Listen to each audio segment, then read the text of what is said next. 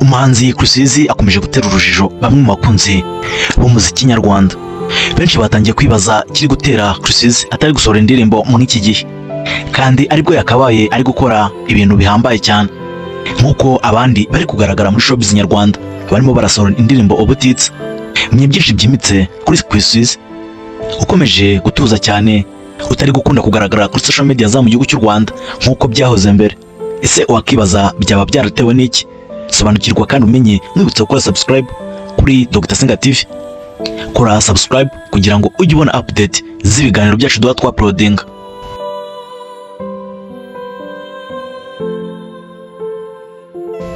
Ubundi ubusanzwe Chris ni muntu ki?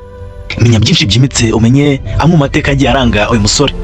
Uyu Chris mu minsi ishize yari amaze iminsi adukubita indirimbo nziza kandi zariye hiti, yaba mu gihugu cy'u Rwanda ndetse no hanze yacyo. Gusa ubu akaba atari kugaragara cyane muri social media za mu gihugu cy'u Rwanda, kandi ari umuntu ukunzwe cyane mu iki gihugu. Chris ni umwe mu bantu hano mu gihugu cy'u Rwanda bazwiho gukora indirimbo nziza cyane. Ni umuntu ukunze gukora indirimbo zigakundwa n'abatari bakeya, yaba injyana ya Afrobeat ndetse n'izindi zigiye zitandukanye.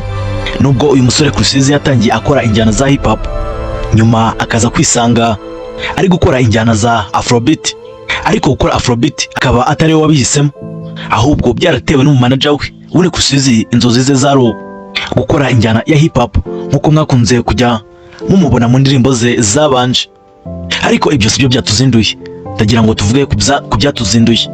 Uyu musore utakigaragara muri showbiz nyarwanda bitewe n'agahinda, amarira, inimba z'uko mu minsi ishize yagize ibyago byo gupfusha mama we ndetse na nyirakuru. Uyu muhanzi wari umaze iminsi utari mu bihe byoroshye, akaba atari no kugaragara kuri social media za mu gihugu cy'u Rwanda. Abantu bakaba batangiye kubisdisturbingaho bibaza ikintu cyaba cyarabimuteye, cyane ko abantu bakumbuye vibe z'uyu muhanzi ndetse batibagiwe no kuba bakumbuye indirimbo z'uyu muhanzi Chris. Gusa mu minsi ishize hakaba haratangajwe amakuru avuga yuko Chris nyuma yuko apfusha ababyeyi biwe, nyuma nubwo abantu batigeze babimenya cyangwa ngo bimenyekane cyane kuri social media za mu gihugu cy'u Rwanda, hari amakuru ahari avuga ko higeze kuzamo agatotsi hagati yiwe na manager we ku bintu batari bamaze iminsi bumvikana nyuma yuko apfushije bamwe mu babyeyi biwe.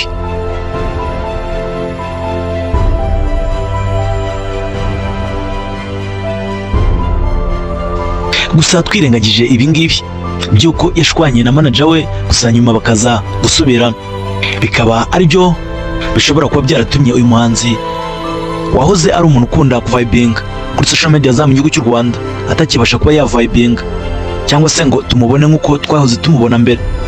Wakibaza habaye iki? Byagenze gute? Icyitonderwa, uyu muhanzi afite management ikomeye hano mu gihugu cy'u Rwanda.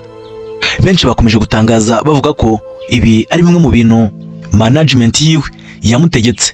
Bashobora kumara amezi hafi 6 nta kintu baratangaza cyangwa tutaramubona ari kwidarapa kuri social media za mu gihugu cy'u Rwanda.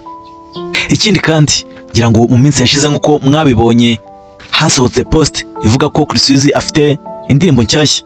Ni indirimbo yiswe Chocolate. Iyi ndirimbo rero itegerejwe n'abantu batari bakeya hano mu gihugu cy'u Rwanda ndetse no hanze yacyo. Abantu bakomeje kuba mu rujijo rw'uyu muhanzi bitewe n'urukundo bamukunda, ntibibaza impamvu atakivibinga hano kuri social media za mu gihugu cy'u Rwanda ngo agaragare nk'abandi bahanzi dufite hano mu gihugu cy'u Rwanda, kuko uyu muhanzi ari kwihisha cyane bikabije, cyane ko ubundi umuntu iyo akoze post yuko afite umuzindaro cyangwa se indirimbo nshyashya agiye gushyira hanze kugira ngo we ubwiwe ayipromoting, ntaba abasha gutuza, aba agomba gukora iyo bwabaga cyangwa se agakora igishoboka cyose kugira ngo dukomeze kumubona kuri social media nk'uko natwe dukunda kuzihoraho nk'abafana. Ibyo ni ibitekerezo bikunze kugaragara muri comment z'uyu muhanzi, yaba kuri Instagram, Facebook ndetse na TikTok bari kugenda batanga. Gusa kubera ko afite management, bimwe muri ibi bintu abafana biwe bakunze gukenera cyane, nko kubona Chris ari kuvibinga kuri social media za mu gihugu cy'u Rwanda ndetse no kuba yakasohoye indirimbo ikajya hanze, abantu bagatangira umwaka bavibinga bimwe mu bihangano bye batitaye ku byago yaba yaragize. Ariko kubera management yiwe kuko ariyo iba yabitegetse, ntaba agomba kurenga kwaya mategeko baba bagiranye.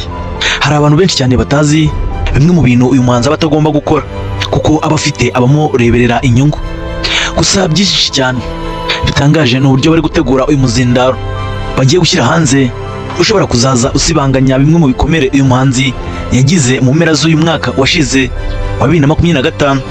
Usibye ko batanyemerera yuko nshobora kuba napiningaho cyangwa se ngo mfate kamwe mu gace kagize iyi ndirimbo ngo mbumvishe uburyo ishobora kuba imeze, amagambo arimo ndetse n'ubusobanuro bwayo.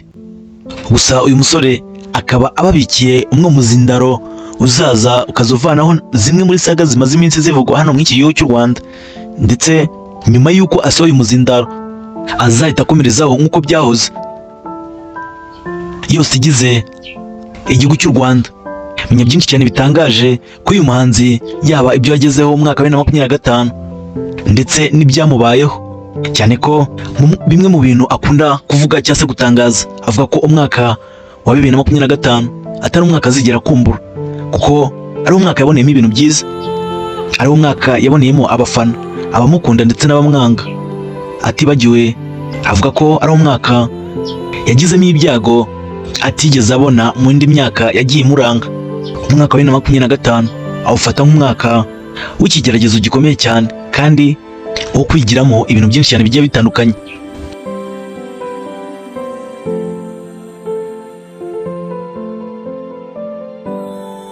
Nk'abafana ba Chris Easy ndabasezeranya kuba mwatera agatebe ndetse mugatega amatwi. Muri rusange mukamwiteguye kubona umuzindaro w'uyu muhanzi, nubwo bizafata iminsi wo kuba bafata icyemezo cyo kuba bashyira iyi ngoma hanze.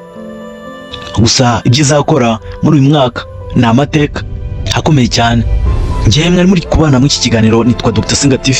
Nimba ukunda Dr. Singa TV, kora subscribe kugira ngo ujye ubona update z'ibiganiro duhora twa uploading, yaba amakuru y'imyidagaduro, amakuru ya mu gihugu cy'u Rwanda agiye atandukanye cyane muri entertainment. Ndagusezeranya ko uzajya wabonera ku gihe. Kora subscribe kuri Dr. Singa TV kugira ngo ujye ubona bimwe mu biganiro dukunze gukora bikoroheye, yaba ukunda amakuru yo hanze, amateka y'ibyamamare cyangwa se abandi bagiye batandukanye. Ibiganiro byo nakagaruka nk'ibisanzwe.